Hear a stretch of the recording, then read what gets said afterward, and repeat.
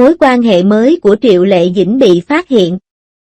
Bị nghi ngờ dẫn em họ đến hẹn hò với bạn trai, trước đó cô từng bị đồn là đã bí mật kết hôn với người đàn ông này. Triệu Lệ Dĩnh và đạo diễn Triệu Đức Ân bị chụp ảnh đang tương tác thân mật, sự tiếp xúc cơ thể tự nhiên và thoải mái giữa hai người đã làm dấy lên đồn đoán về mối quan hệ của họ. Triệu Đức Ân đã nhiều lần công khai ngưỡng mộ Triệu Lệ Dĩnh, và bối cảnh đấu tranh tương tự có thể khiến họ trở nên kín tiếng hơn. Sau khi Lâm Canh Tân và Sử Thụy Nghi bị chụp ảnh cùng nhau nhiều lần, những người hâm mộ chính phú của Triệu Lệ Dĩnh và Lâm Canh Tân đã bị ảnh hưởng nặng nề. Tuy nhiên, gần đây Triệu Lệ Dĩnh dường như có những diễn biến mới. Một số cư dân mạng bắt gặp cô ở Thượng Hải đang nói chuyện thân mật với một người đàn ông. Hai người tương tác một cách tự nhiên, và một mối quan hệ mới bị nghi ngờ đã xuất hiện. Lệ Dĩnh mặc một bộ vest trắng và đội mũ bóng chày, tổng thể cô trông giản dị và tự nhiên. Cô bắt chéo chân và trông rất thoải mái. Người đàn ông bên cạnh cô cũng ăn mặc giản dị. Khi họ ngồi nghiêng, khoảng cách giữa hai người rất gần, và chân họ gần như chạm vào nhau. Xét theo sự tiếp xúc cơ thể tự nhiên giữa hai người, mối quan hệ có vẻ khá thân thiết. Cư dân mạng dùng kính lúp nhìn anh cả hồi lâu, phát hiện bên tay trái của anh cả có một nốt ruồi. Khu vực bình luận lập tức bùng nổ, hay đây không phải là Triệu Đức Ân? Đạo diễn của Ê Trái Tim của Kiều Yến Y sao? Nhắm mắt cũng vẽ được nốt ruồi của anh ấy. Có người còn đào ra được ảnh chụp chung của đoàn làm phim cách đây 3 năm. Trời à! Ngay cả vị trí nốt ruồi cũng không hề thay đổi. Nói buồn cười là mấy năm gần đây, cứ mỗi lần Triệu Lệ năm ngoái, khi cô đóng Ghê Phượng Hoàng Nghệ cùng Lâm Canh Tân, fan của hai người muốn lấy giấy chứng nhận kết hôn cho họ ngay tại chỗ. Lần này rõ ràng là trong ảnh có người thứ ba. Nhưng mọi người chỉ chú ý đến nam nữ chính. Thực ra, đã có dấu hiệu của hai người này từ rất lâu rồi. Tại buổi họp báo phim năm 2019, Triệu Đức Ân đã nói trước các phóng viên. Một số diễn viên giống như kim cương, và họ phải tìm đúng góc độ để tỏa sáng. Nghe có vẻ như đang khen ngợi Triệu Lệ Dĩnh, nhưng không ai nghĩ về điều đó vào thời điểm đó. Để nói về trải nghiệm của hai người này, thì cũng giống như một bộ phim truyền hình. Triệu Lệ Dĩnh đã trở thành một ngôi sao hàng đầu từ một cô gái nông thôn ở Hà Bắc. Những năm đầu, cô đã làm thực tập sinh tiếp viên hàng không và bán đồ điện tại Myanmar, rửa bát và lau sàn nhà. Nếu điều này thực sự xảy ra, nó sẽ chứng minh cho câu nói của người xưa rằng những đứa trẻ lớn lên trong nước đắng biết cách yêu thương người khác nhất. Doanh thu phòng vé của Ê Trái Tim của Kiều Yến chỉ là 151 triệu nhân dân tệ. Đây không phải là con số lớn trong ngành điện ảnh. Nhưng đối với Triệu Lệ Dĩnh, đây là một bước tiến quan trọng để cô xé bỏ cái mác ở ngôi sao truyền hình. Có một cảnh khóc trong đêm mưa được quay hơn 20 lần và cô không phàn nàn về việc mệt mỏi. Sau đó, Triệu Đức Ân đã nói trong một cuộc phỏng vấn, một diễn viên giỏi không cần mở miệng. Chỉ cần đôi mắt là có thể làm tan nát trái tim bạn. Trong những bức ảnh chụp lần này, Triệu Lệ Dĩnh mặc một chiếc áo phông trắng và buộc tóc thành búi. Nếu người phục vụ không chụp ảnh mặt nghiêng của cô khi thêm nước, sẽ không ai nhận ra của cô. Trên bàn có 3 cốc trà hoa quả còn thừa. Trông giống như một thành viên trong gia đình đang trò chuyện. Trí tưởng tượng của cư dân mạng còn lớn hơn cả hố đen trong vũ trụ. Có người đã đào lại Weibo của Triệu Đức Ân cách đây 3 năm và phát hiện ra rằng anh ấy đăng một bức ảnh chụp một tách cà phê vào mỗi mùa xuân và chú thích luôn là nước suối pha trà. Trong bức ảnh đăng năm nay, có một cái bóng mơ hồ của một chiếc mũ ngư dân ở mép cốc. Bây giờ nhìn lại, có vẻ như họ đang bí mật thể hiện tình cảm của mình. Người hâm mộ cũng đang trong tình thế tiến thoái lưỡng nan. Họ muốn em gái mình tìm được hạnh phúc, nhưng họ cũng sợ rằng cô ấy sẽ gặp nhầm người. Sự nghiệp của Triệu Lệ Dĩnh đã bùng nổ kể từ khi cô ly hôn. Bất cứ cảnh quay nào của cô đều trở thành hit, và bất cứ ai nhìn thấy cô đều nói y xinh đẹp một mình. Nhưng khi tôi qua đạo diễn, tôi cảm thấy như mình đã lật ngược một lọ gia vị, với đủ mọi thăng trầm. Đột nhiên tôi nhớ ra rằng tôi đã tham dự đám cưới của một người bạn cùng lớp vào tháng trước. Cô dâu cầm hoa và nói, tình yêu đích thực là để bạn được là chính mình. Nhìn vào bức ảnh Triệu Lệ Dĩnh bắt chéo chân và chơi với ống hút, cô ấy thực sự thoải mái hơn nhiều so với khi cô ấy bước trên thảm đỏ. Khi cô ấy trở lại sân khấu sau khi sinh, cô ấy đã rất căng thẳng đến nỗi đổ mồ hôi trên micro. Bây giờ cô ấy có thể gặp gỡ mọi người với khuôn mặt giản dị. Ai biết cô ấy có thực sự gặp được người khiến cô ấy cảm thấy thoải mái hay không? Một lần nữa, một nữ diễn viên 38 tuổi có gì sai khi có một mối quan hệ? Phụ nữ ở độ tuổi này còn tỉnh táo hơn những cô gái trẻ.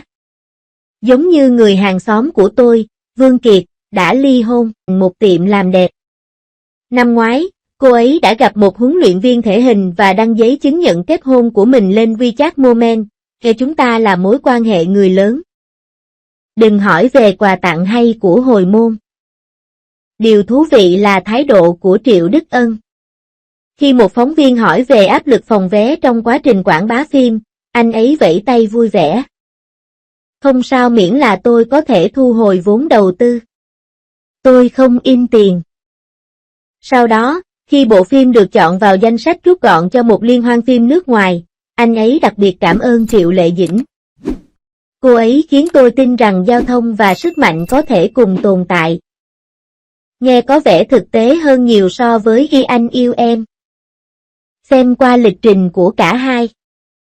Triệu Lệ Dĩnh đã tham gia ngày càng nhiều phim truyền hình dễ cứng ở trong những năm gần đây. Từ chủ đềนี้đang chuyển mình thành một nữ diễn viên quyền lực. Tôi nghe nói rằng bộ phim mới của Triệu Đức Ân là về cuộc phiêu lưu của một cô gái thị trấn nhỏ ở Thượng Hải.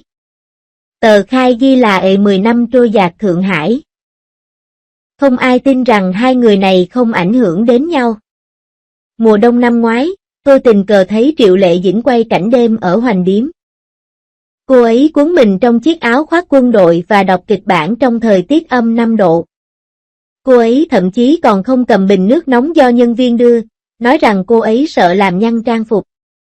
Lúc đó, tôi cảm thấy những người có thể coi trọng sự nghiệp hơn cả mạng sống, nếu thực sự muốn nói về tình yêu, có lẽ họ sẽ là kiểu người từ từ đun sôi trên lửa nhỏ.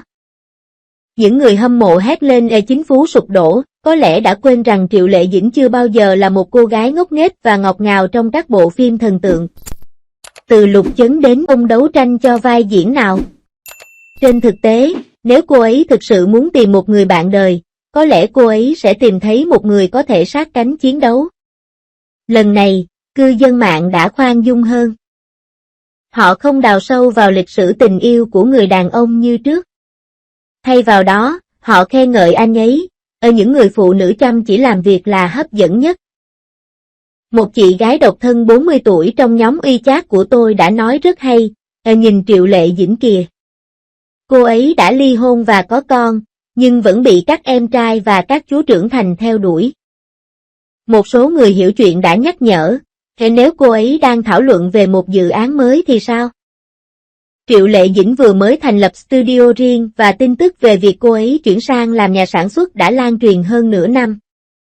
Nếu cô ấy thực sự đóng phim với Triệu Đức Ân, cô ấy có thể tạo ra. Vào thời điểm đó, những bức ảnh đồn thổi này có thể trở thành tài liệu quảng cáo tốt nhất. Nhìn vào các cuộc thảo luận dưới mục tìm kiếm nóng, tôi đột nhiên nhớ đến những người cô đang ăn hạt dưa ở lối vào con hẻm ở quê tôi. Trước đây, họ bàn tán về việc con gái của ai đã ly hôn. Nhưng bây giờ họ cầm điện thoại di động và lo lắng về việc các ngôi sao nữ kết hôn. Thời thế đã thay đổi. Nhưng sự nhiệt tình của mọi người đối với chuyện gia đình của người khác vẫn không hề giảm sút. Cuối cùng, hãy để tôi nói một điều từ tận đáy lòng. Triệu Lệ Dĩnh đã cống hiến cho chúng ta rất nhiều bộ phim hay trong những năm qua, nhưng cô ấy vẫn phải được theo dõi khi cô ấy uống cà phê một mình. Nếu một ngày nào đó cô ấy thực sự công khai mối quan hệ của mình, chúng ta nên chúc phúc cho cô ấy. Giống như những gì Hà Hạnh Phúc, nhân vật cô ấy thủ vai, đã nói, và chỉ có lưỡi của bạn biết nó ngọt ngào hay không. Ngay sau đó, một số cư dân mạng nhận ra người đàn ông đó chính là Triệu Đức Ân, đạo diễn của bộ phim Trái tim của Kiều Yến. Có thông tin cho rằng Triệu Đức Ân khá có sức ảnh hưởng trong ngành. Bộ phim ngắn Gầy Bồ Câu Trắng ấy do anh đạo diễn khi vừa tốt nghiệp đại học đã lọt vào danh sách rút gọn của Liên hoan phim Busan. Bộ phim đầu tay của anh Theater Tun đã lọt vào danh sách rút gọn của Liên hoan phim Rotterdam và các liên hoan phim quốc tế khác. Đồng thời cũng được đề cử giải đạo diễn xuất sắc nhất của giải thưởng Kim Mã Đài Loan. Một người xuất sắc như vậy, nếu anh thực sự yêu Triệu Lệ Dĩnh, cũng là một lựa chọn không tồi. Tuy nhiên, một số cư dân mạng lại có quan điểm khác, cho rằng cuộc gặp riêng giữa đạo diễn và diễn viên không nhất thiết là một cuộc hẹn hò, và rất có thể họ chỉ đang thảo luận về các vấn đề hợp tác. Có vẻ như đây không phải là một dịp công việc. Ngoài ra, một số cư dân mạng nhận thấy người phụ nữ đi cùng là em họ của Triệu Lệ Dĩnh, và suy đoán rằng cô và Triệu Đức Âm có thể đang hẹn hò, và gia đình biết về mối quan hệ này. Trên thực tế, scandal của Triệu Lệ Dĩnh và Triệu Đức Âm đã được lan truyền nhiều lần. Thậm chí còn có tin đồn rằng hai người đã bí mật kết hôn. Mặc dù suy đoán này có phần khoa trương, nhưng không thể phủ nhận rằng Triệu Đức Âm đã nhiều lần công khai bày tỏ sự ngưỡng mộ của mình đối với Triệu Lệ Dĩnh. Điều này cho thấy Triệu Đức Âm có ấn tượng tốt về Triệu Lệ Dĩnh. Hơn nữa, cả Triệu Đức Âm và Triệu Lệ Dĩnh đều xuất thân từ gia đình bình thường và đã tự mình khẳng định mình trong ngành giải trí. Những trải nghiệm trưởng thành tương tự có thể giúp họ hiểu nhau hơn.